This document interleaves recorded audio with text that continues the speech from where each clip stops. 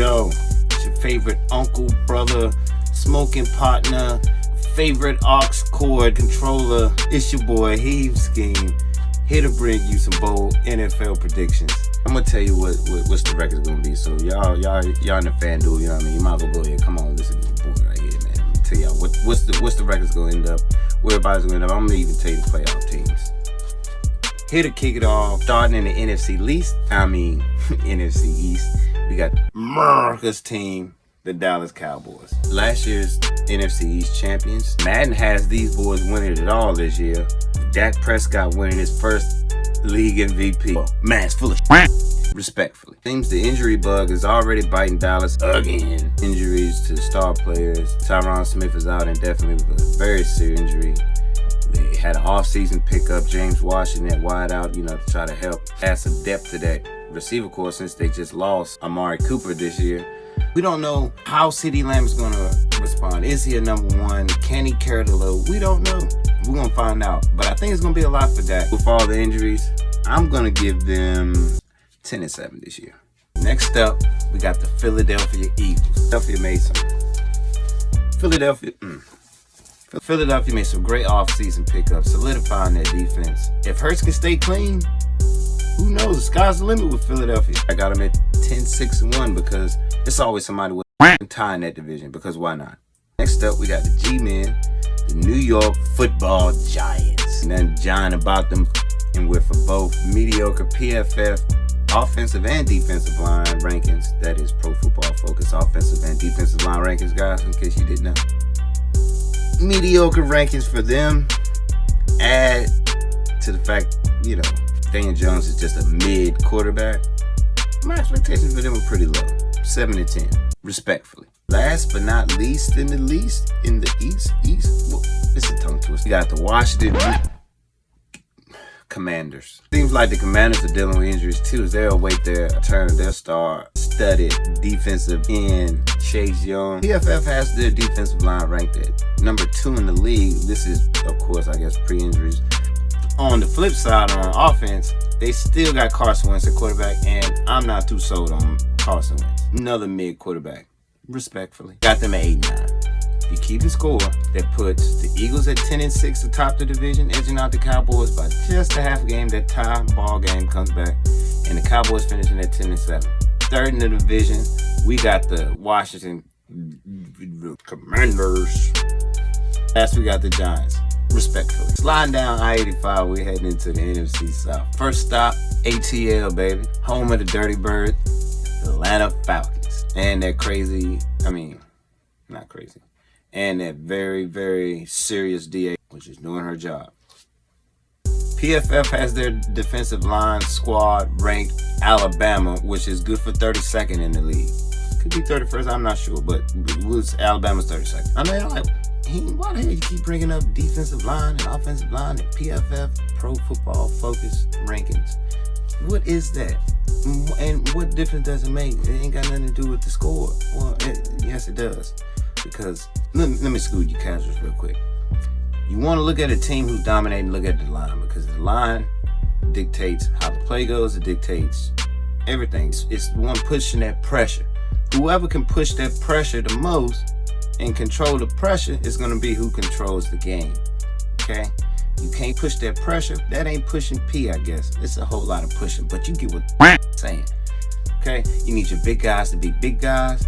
They can let the little guys be little guys. And little guys, I mean your skill positions, your quarterback, your wide receivers, and your running backs, They need to operate in space. Again, said all that to say, Atlanta's defense is ranked on Alabama. Not expecting much out of them. I got the Falcons finishing 5-12, respectfully. Next up, we got the Carolina Panthers. Baker Mayfield, last hoorah to start the job. Nah, he'll probably get another job. It's just crazy how it works. Not sure McCaffrey's injuries and his status, everything, but keep it brief. I got them finishing 8-9. And Baker can renovate his new crib, with his pet Panther. I don't know if you've seen it. Skipping on down to the Bayou, we got the New Orleans Saints. Jameis Winston looking to bounce back, and not gonna lie to you, last year he was looking pretty good before injury. I think he'll pretty much pick up where he left off. I got the Saints finishing at 10-7. Last, we have the defending NFC South champions, Tampa Bay Buccaneers, led by Tom. I'm gonna sling this. I'm 50 Brady. Man, do you know how mentally tough you gotta be to still go to work and function? You are arguing at home about just going to work, not going out, going to strip club doing, dude. No, going to work. It's a problem of you going to work. Let that soak in. Yeah, still got them at 13-4, winning the NFC South. So that's the Bucks atop the South, 13-4, followed by the Saints at 10-7, the Panthers at 8-9, and rounding out the division, we got the Atlanta Falcons at 5-12, respectfully. Moving up north to what could be the most competitive division in the NFC this year. Yes, I said that, to the NFC North. Starting with the Green Bay Packers. The loss of Devontae Adams might affect Aaron Rodgers' overall touchdown numbers, but he's still a bad man, and that ain't up for discussion. They're the defending North champs, and well, it's gonna be hard to overthrow those cheeseheads. I got them finishing at 14-3. Next up, we got the Chicago Bears, the monsters of the Midway. PFF has their both offensive and defensive line ranked 31st, which is consistently bad.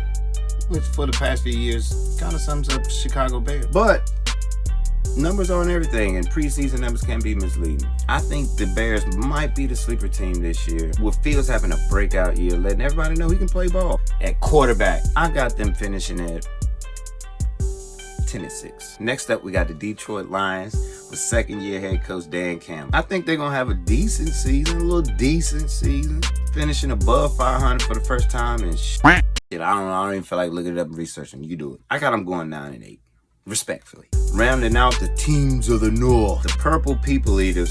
Layman, I don't know if you can say that now. Is that acceptable? Okay. The Minnesota Vikings. Kirk Cousins is mid as respectfully. Carry on. Nah, I'm just playing. He's solid. I still don't see the Vikings winning the division this year. I got them finishing at 7-10. Respectfully. So that's Green Bay, North champs again, probably the number 1 seed again at 14-3. Next, I got the Bears at 10-6-1, followed by the Lions with a solid year, respectfully 9-8, and rounding out teams of the North, the Vikings, 7-10, respectfully. To round out the NFC, we're going out west to what has been arguably the best division in football for the past couple of years, let alone the NFC, to the NFC West. Home of the great, proud, just fantastic, world-class San Francisco 49ers. And I say this unbiased, truly. First up, we got the defending Super Bowl champs, the LA Rams. Because if Jaworski would have just caught that, oh, never mind. The defending champs, and my bias can't hate on that. Bringing back Aaron Donald was a great move. Solidifies the defense again. They're gearing up to make another run. And I'm not gonna hold you, Matthew Stafford was a great addition to that team. It's like you can't teach an old dog some new tricks. Give an old dog some new tricks. You can. You get an old dog some new tricks. Yeah, sorry. Sticking to the numbers though, I got them finishing at 12-5. Next up, we got the Seattle it's hard for me to say. Seattle Seahawks. And this is their first season without Russ Wilson. Let's ride. Not gonna lie, seeing Pro Football Focus ranking their offensive line on Alabama, man, that's no disrespect to Alabama. I mean, I'm here for it. I can't say it hurts my heart at all. Kind of thinking Russ knew what he was doing. Him and Sierra won 2-step out of Seattle. Back to football. I think it's going to be a tough season. Pete Carroll has been whispering or rumbling about a dual quarterback system. Yeah. We'll see how that works. I got him finishing 3-14. Disrespectfully. Rolling on to Arizona. Home of Kyler Murray and the Arizona Cardinals. That boy got paid. Salute. But paying him the bag didn't help pay anybody else in the trenches. PFF has them ranked at 25th and 29th. Respectfully. Disrespectfully. Which Not controlling the line is going to make it a very tall task for Kyler Murray. Boom, see what I did there? Bing.